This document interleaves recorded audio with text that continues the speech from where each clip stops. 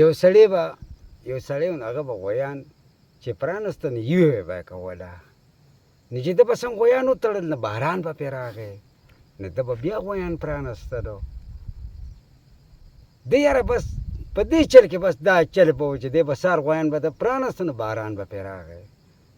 ده به ورته جغه هر څه ورته برابر واچول نو باران به راغی چې دی یو ورځ انکار کړی دی چې دی ښځې ته وایي وایي نن دا غویان نه بوځم خو نن خو جرندې له ځمه جرندې ده نو ده چې څنګه هغه بوجۍ اخېستې ده او بره په دیوال ته کړې یاره وي په دې ور باندې نه وځمه په دې ور باندې نه وځم وایي راشه په دې دیوال باندې را بوجۍ واړوه نو اسمان بیا ګرړېدلی دی نو چې اسمان بیا ګرړېدلی دی دې ورته یاره ویسې مې مه ګرړېږي وي زړه دې مه چوه وي زه جرندې له ځم زه وي پټي ته نه ځم یو سړی و نو هغه په بازار کې لور وموندته نو چغه یې کړه یاره وی یاره دا د چا دی دا د چا دی د ځان سره په څادر کې پټ کړی یاره ما یو شی موندتی دی او زه زر یې راته پته راکړه که نه زه به بیا ګیار یې په یو ځنګل کې چې دی نو په یو ځنګل کې اسمري اوسېدو او په بله ځنګل کې چې دی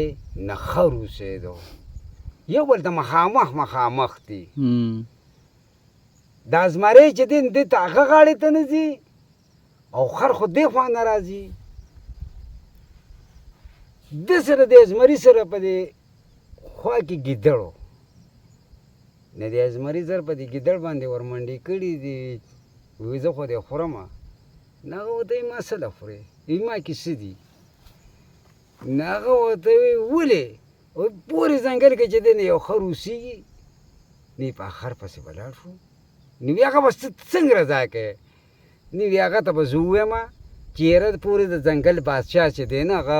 بوډا شوی دی کمزوری شوی دی هغه کمزوری شوی دی اوس د ځنګل د باچایي چې دی نه هغه چاله ورکوي خو چې چا ته یې ورکړي تا سره دا باچایي دی نو راشه ته دا به هم شي او هغه به دې هم شي نو وی کوڅه رالو تا ته یې په غوږ کې څه خبره کوله څه وې نو ته پرې دغه مه کوه هغه ورته څه صحیح ده نو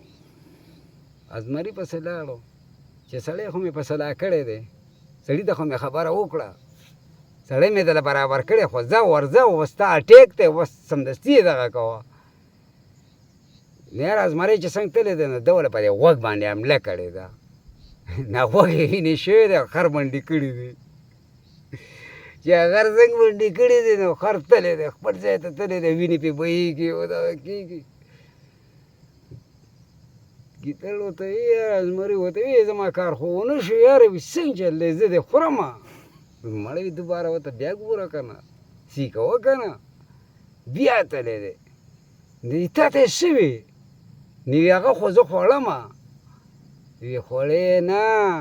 په غوږ کې درته پټه خبره کوله نو هغه ورته وایي ښه او وی ګورې چې څه یې وي درته خو په غوږ کې درته پټه خبره کوله نو دی تللی دی زمري ته وایي بیا مې شعر ادا کړی دی ورځه پې نو یاره خو زمری خو چې تللی دی دا خر دی کړوپی نه کلک را ټینګ کړی دی دغه کړی دی دا